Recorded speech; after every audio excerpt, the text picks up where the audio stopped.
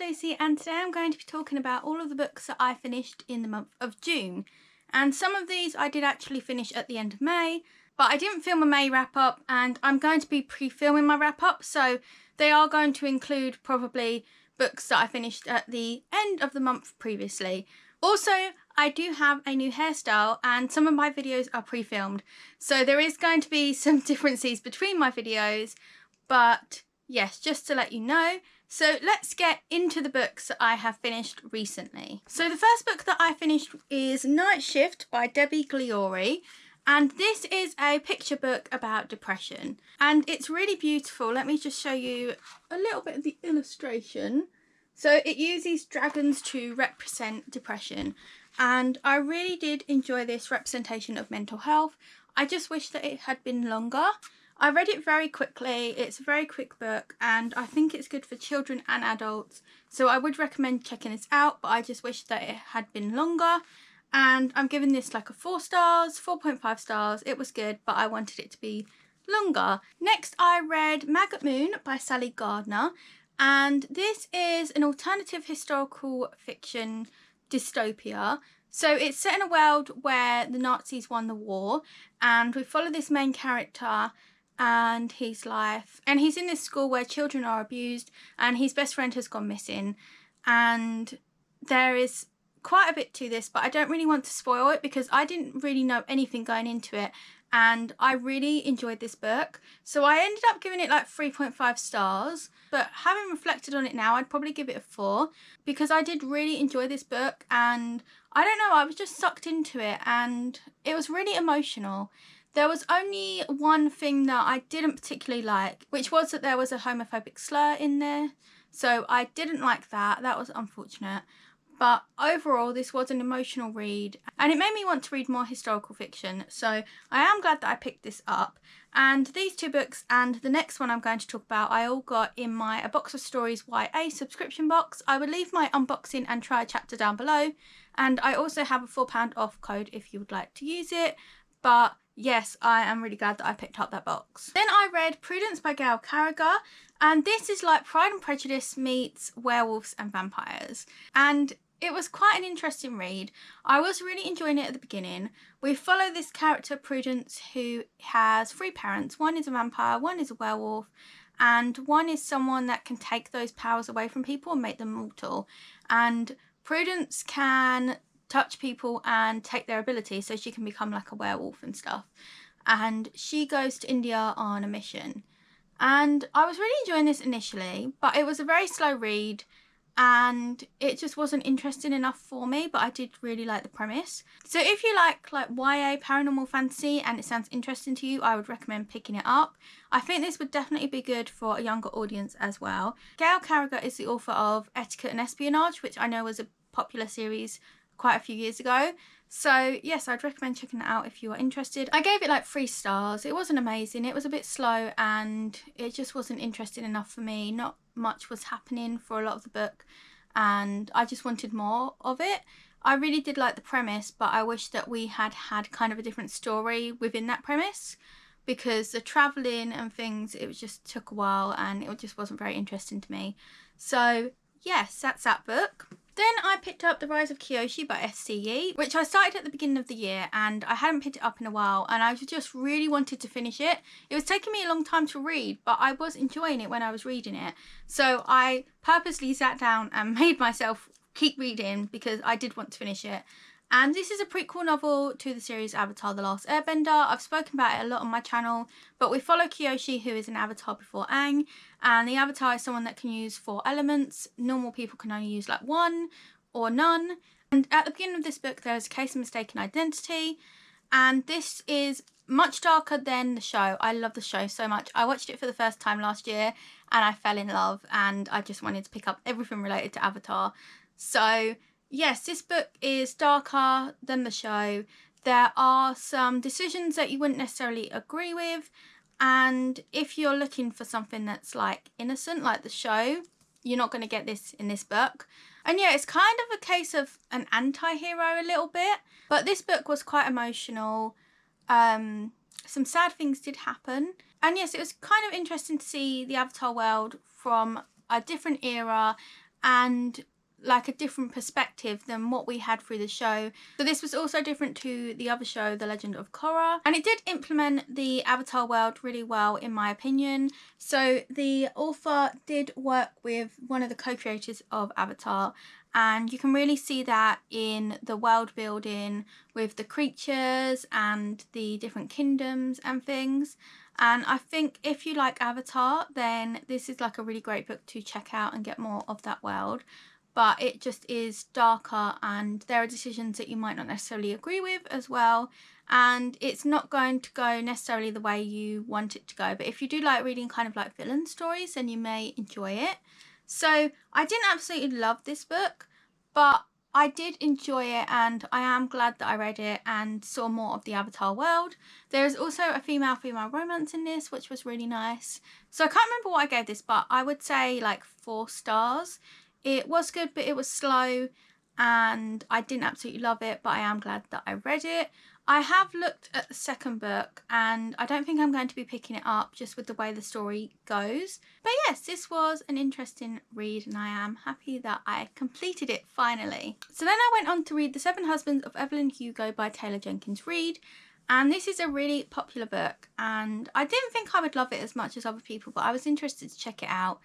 And I listened to the audiobook, and I absolutely loved this book. I cried, I think like 2 or 3 times, and one time I had a massive cry. It was so emotional. I really loved this book. So in this book we follow Evelyn Hugo, who is a Hollywood star, and we see her life from before, when she is like a teenager, up until she is elderly. And we see all her different relationships and everything she does to climb the ladder and become more famous. And oh, just thinking about it gives me chills. It was such an emotional read, and wow, I would highly recommend checking it out. And in this book we have representation for lesbian, gay and bisexual, and we see how LGBT people were treated in the past, and it was so horrible and so sad. Oh,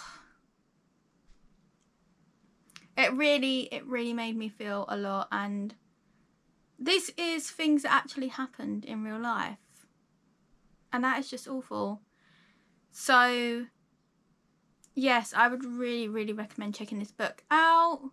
Maybe have some tissues ready, because it is a very emotional read, but I just kept wanting to listen to it, and I really love when I get that feeling. I gave it 5 stars, and it's one of my new absolute favourite books.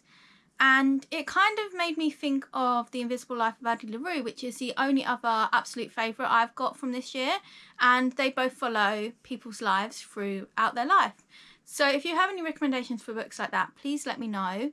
But yes, I absolutely loved The 7 Husbands of Evelyn Hugo, and I would highly recommend it. And then I did also pick up Malibu Rising, which is Taylor Jenkins Reid's newest book, and this follows kind of the children of one of the characters from Evelyn Hugo. And I listened to a bit of the audiobook, but I'm not sure if I'm going to continue, because there's kind of aspects of the story that I wasn't really enjoying, kind of like a trope that I didn't like. So I don't know if I'm going to pick that up again, but if you've read it, please let me know what you thought of it. I've heard people say that it's not as good as Evelyn Hugo and Daisy Jones, but please let me know. I was thinking of picking up Daisy Jones, and people are saying the audiobook's really good, but I listened to a sample of it and I didn't really like it, so I'm not really sure. But then I decided to pick up some historical fiction, so I read The Lake House by Kate Morton. And this was really interesting. So it follows 2 different characters. So we have this girl in 1933, and something happens, and then in 2003, I think it is, we have a police officer who is on a break, and she finds this house, the lake house, and she starts to investigate what happened. So we see different perspectives. So we see the girl from 1933 and how she is now. We see the police detective, and then there is also someone linked to the girl in the present and her mother from the past. So there is a lot of different perspectives in this book, and we switch between 1933 and 2003 as we kind of find out more about what happened, and little nuggets are given to you throughout the book. So this was a really interesting read, and I really did like the writing style, but however it was very long. I feel like we could have cut like 200 pages from this book and it would have been a better read. It was just very slow, so I was enjoying it initially, but then it was taking so long for anything to happen and anything to be revealed, which kind of put me off reading it. So it took me a while to read. This is very floppy, which is also nice. But it was really interesting with what happened, and I did feel a few different emotions whilst reading this. I just wish it had been shorter because it was a slog to get through in parts. And I liked all of the perspectives apart from the character's mother, which was kind of an annoying perspective for me personally. But if you like historical fiction, I would recommend picking it up.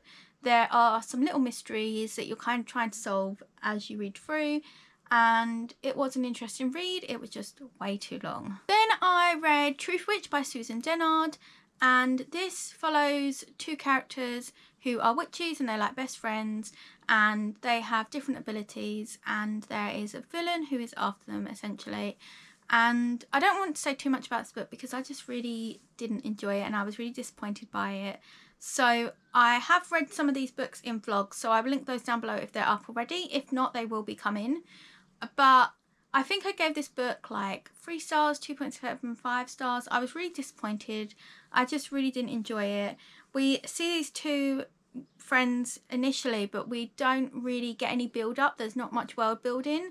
So straight away you see their strong relationship and then something happens, and I just didn't really feel attached to the characters because there wasn't much world building, there wasn't much development there, and it just felt like a very basic plot. There wasn't really that much that was going on. And I did find the kind of blood witch thing interesting, which is where they can like sniff and find you, which is really cool. But yeah, I feel like this book could have been a lot better. Again, another case of I liked the premise, but I just didn't like how it played out.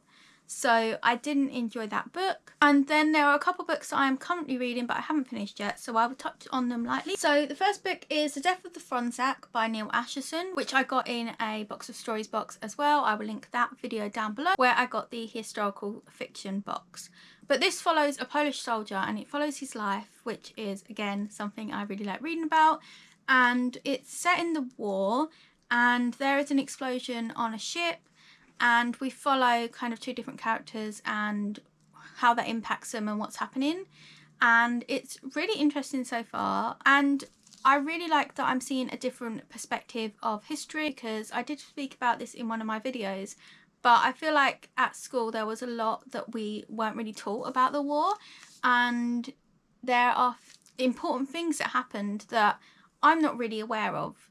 And I want to kind of educate myself on what happened a bit more. And already I'm learning things, and I'm really glad that I picked this book up. So I'm not too far at the moment, but I'm going to be continuing to read this, and yes, hopefully I will love it. The other book I'm reading is The Silent Companions by Laura Purcell, and this is another historical fiction, but it's also like a gothic mystery.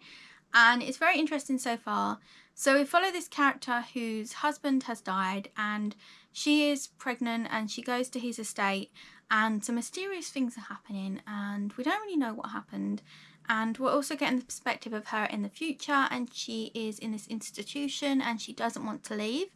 So there's this little mystery at the moment, and it's kind of a bit creepy, but I am enjoying it. And I do have a vlog with these books coming, so I will talk about them in my July TBR and wrap up hopefully. But those are two books I'm currently reading, so we're going to see what I think of them. So those are all the books that I finished recently.